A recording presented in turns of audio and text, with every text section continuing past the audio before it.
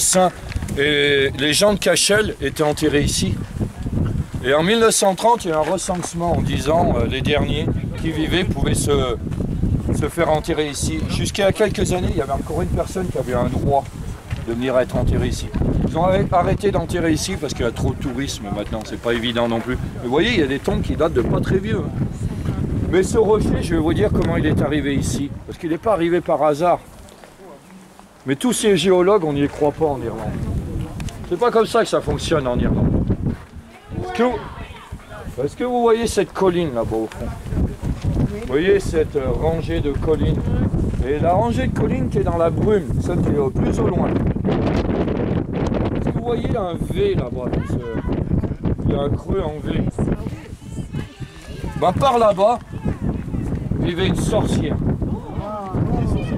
En Irlande, il y en a de partout.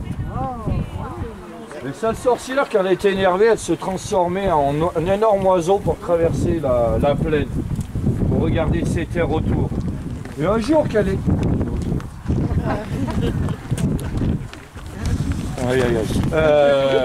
un jour, elle était tellement énervée, elle se transforme en cet énorme oiseau.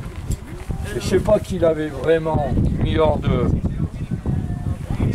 avec des énormes serres. Qu'est-ce qu'elle a fait? Elle est passée en dessus de ses collines et elle a arraché un morceau de ses rochers. Où il y a le V là-bas. C'est pour ça qu'il y a un grand V. Et puis elle a traversé la plaine et elle a lâché ce rocher au milieu de cette plaine. Et depuis, le rocher de Cashel a été créé. Coup de magie, c'est une sorcière, il est tombé à l'envers. Vous êtes trop terre à terre, vous. Hein. Non, et voilà pourquoi on a un rocher au milieu de Cashel et c'est pour ça que c'est devenu les rois. Et si vous regardez bien là-bas à gauche, vous avez un monastère. Il y a un monastère du XIIe siècle.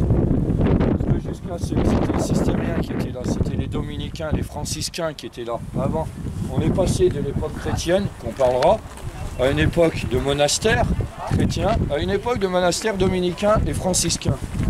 Et ouais, c'était installé au pied de ce rocher. Et l'évêché était en dessus. Et au XIIIe siècle, les évêchés étaient embêtés par ces monastères, parce que ces monastères sont indépendants un peu. L'évêque, il est de son côté, et moi je suis de mon côté.